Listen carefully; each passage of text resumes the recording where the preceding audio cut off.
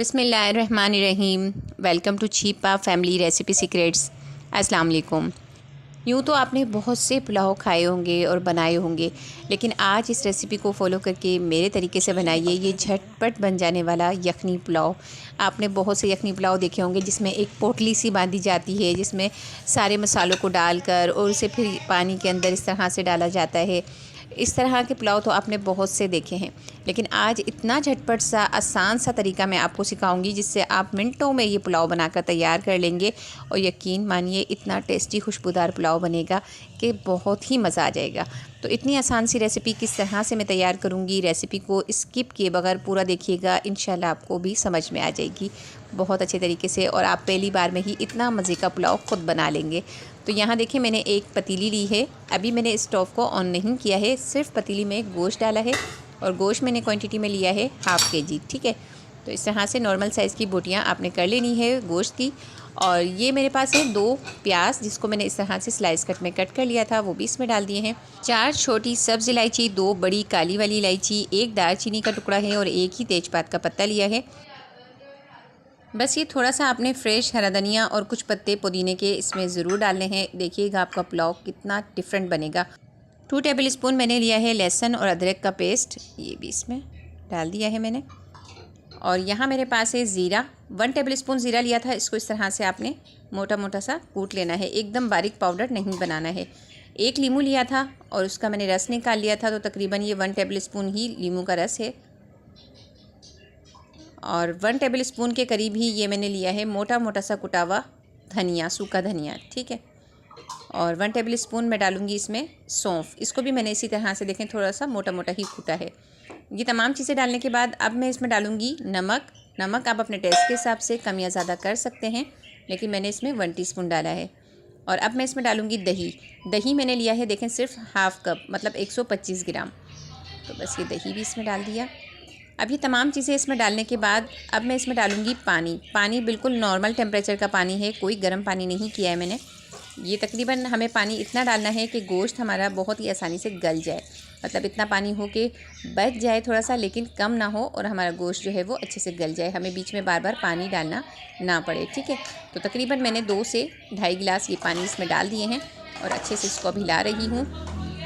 अब मैं स्टोव को ऑन कर लूँगी और अभी मैं इसको हाई फ्लेम पे बॉयल आने तक पकने दूँगी। जैसे ही इसमें बॉयल आ जाएगा फिर मैं इसको कवर कर दूँगी और कवर करके इसको गोश्त गलने तक मुझे पकाना है।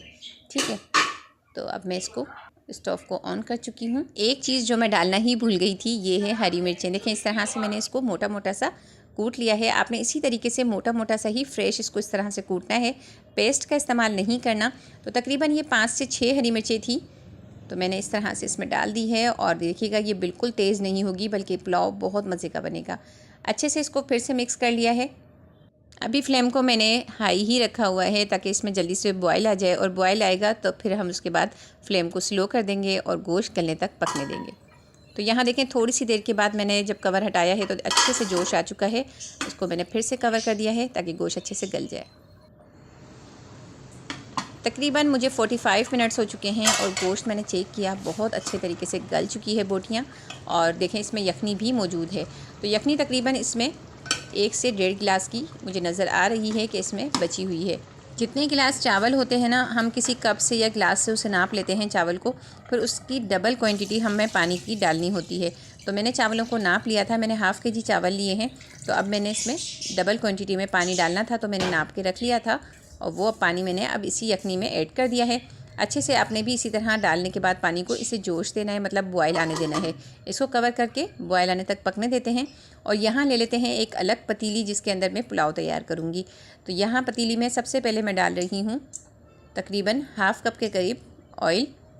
आप चाहें तो इसे घी में भी बना सकते हैं, मैं यहाँ ऑयल का इस्तेमाल कर रही हूँ। और ऑयल डालने के बाद इसमें अब ये बाकी के जो गरम मसाले थे, लौंग, काली मिर्च, ज़ीरा और 1 पीस मैंने फिर से दालचीनी का ले लिया है। तो तकरीबन 1 टीस्पून ज़ीरा था, 6 से 7 आपने काली मिर्चें ले लेनी है और 5 से 6 ही आपने लौंग लेने हैं, और 1 जो पीस है ना आपने दालचीनी का ले लेना है। तो इस तरह से थोड़ा सा ज़ीरे को फ्राई करेंगे। बस देखें ज़ीरा जो है ना वो चटकने लगा है अच्छे से। तो अब मैं इसमें डालूँगी 1 प्याज को, मैंने बड़े साइज़ की प्याज थी इस तरह से कट कर लिया था, और अब ये प्याज इसमें डाल दी है। प्याज डालने के बाद बस थोड़ा सा मज़ीद इसको इसी तरह हिलाना है। और साथ ही मैं इसमें डाल दूँगी 3 हरी मिर्चें ली थी, उनको मैंने बीच में से इस तरह से 2-2 पीस में कट कर लिया था, ये भी इसमें डाल दी है। तो देखें प्याज हमारी जो है ना वो सॉफ़्ट होने लगी है। मैंने क्या किया था, यखनी में से जो है ना वो बोटियाँ जो है ना गोश्त वो अलग से निकाल लिया है और यखनी हमने एक तरफ कर दी है और बोटियाँ हमने निकाल ली है। तो अब जो बोटियाँ हमने निकाली है ना वो सारी बोटियाँ हम इसमें डाल देंगे। तो ये देखें प्याज हमारे बिल्कुल अच्छे से सॉफ़्ट होने लगे हैं, हमें प्याज को कलर नहीं देना।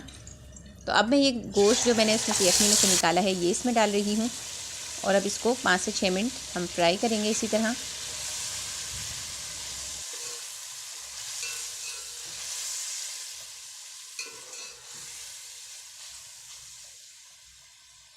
गोश्त मैंने अच्छे से इसमें प्याज के साथ और गरम मसाले के साथ फ्राई कर लिया है। अब वो जो यखनी हमने तैयार करके रखी है ना, अब वो हम इसमें डालेंगे और साथ ही इसमें चंद पत्ते धनिए और पुदीने के फिर से आपने डालने हैं फ्रेश। और अब हम वो यखनी इसमें डाल देंगे।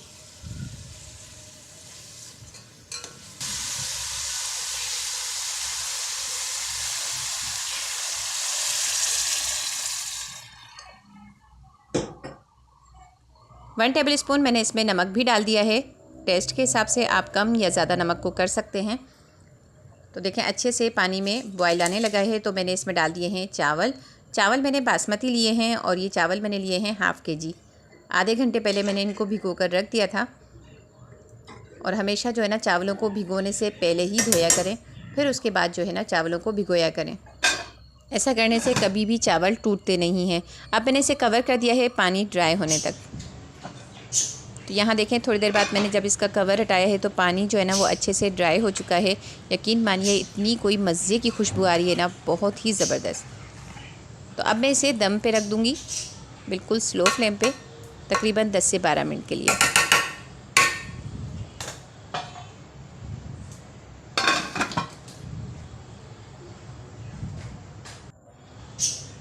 10 से 12 मिनट हो चुके हैं और अब मैंने इसका कवर हटाया है तो माशाल्लाह बहुत ही ज़बरदस्त इसकी खुशबू आ रही है। और ये पुलाव आप देख सकते हैं कि कितना मज़े का बना है। एक एक दाना इसका जो है ना वो खिला खिला और लंबा बना है और इसका जो गोश्त है वो बहुत ही अच्छे तरीके से गला है। आप यकीन मानिए ये पुलाव जब आप बनाएंगे ना तो आपको भी बहुत ही पसंद आएगा, है ना। बहुत ही आसान सी और झटपट सी रेसिपी। तो रेसिपी पसंद आई हो तो ज़रूर रेसिपी को लाइक कीजिएगा। लाइक करने में कंजूसी नहीं कीजिएगा, इससे मेरी हौसला अफजाई होती है। और ये देखें कितना ज़बरदस्त इसका लुक आया है ना। तो यहाँ देखें कितना ज़बरदस्त माशाल्लाह ये पुलाव बनकर तैयार हुआ है और खुशबू तो बहुत ही मज़े की आ रही है।